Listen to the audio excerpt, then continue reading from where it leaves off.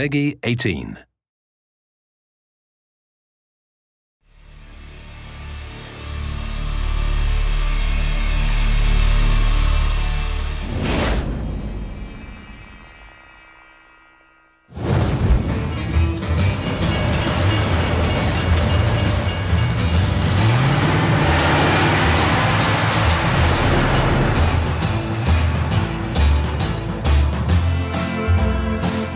The ambition with the cutscenes is to make every single scene interesting enough in itself as something that the player would want to see. You can watch them, you get like an introduction to the level, you understand the characters a little bit more, and then you go on with the game.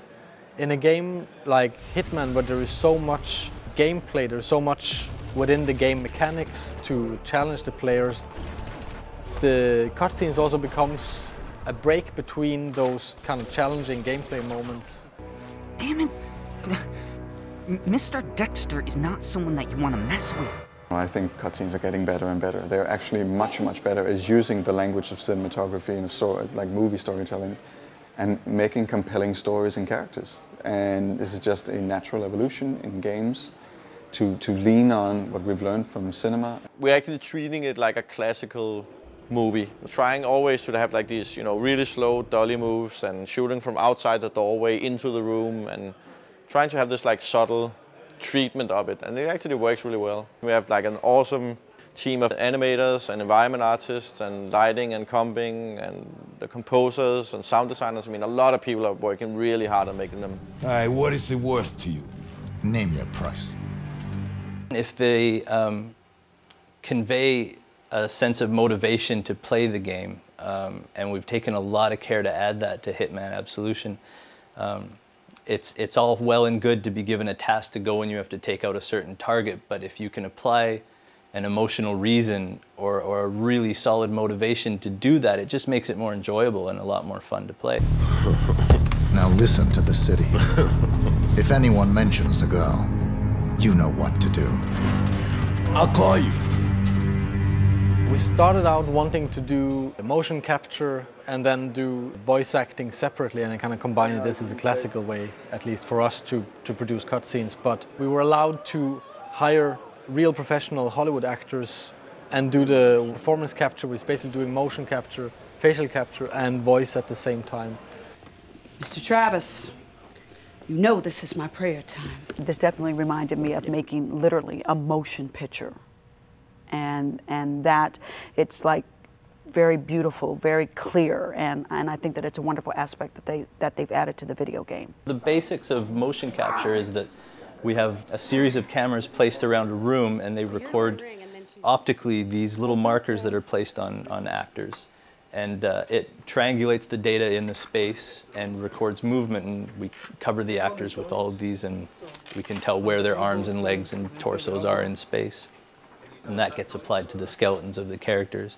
Where performance capture comes in is similar, but on a far more subtle level. We had a helmet-mounted camera and used that as reference for keyframing. You have to marker up the face. There's a lot of micro movements that get captured, and that goes through a similar process, but it usually requires far more cameras to pick up the smaller dots and the smaller ranges of movement. Also with ours, it required a soundproof studio, which Giant had where we shot, so we could have the actors' voices synced up with their movement and just get a more believable performance out of them. That was really important to us. Well, I always describe motion capture to people as the most natural performance an actor will ever have in the most unnatural environment.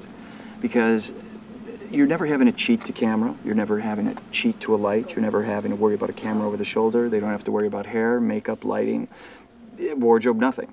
All they're having to worry about is true performance. We found him. Okay, people, listen up. I'm giving a green light on this operation. I want 47's head on a platter in front of me ASAP! The only way I can describe it is, yeah, you got the 360 because the cameras are everywhere, but you also have this monkey suit on and this silly hat with a camera sitting in front of your face. And so the focus level that it takes is unique within itself, playing a lot of technology that you're pretending is not there. So it's a whole other thing it takes some adjusting to get to. For example, just a simple thing like, see this thing right in front of your face? It's very hard to focus on the other actor if that's there, and like this character smokes. So just technically, you can't bring a cigarette up because you smack into that camera, so you have to find a way that looks cool and goes in there and does it. So it was challenging.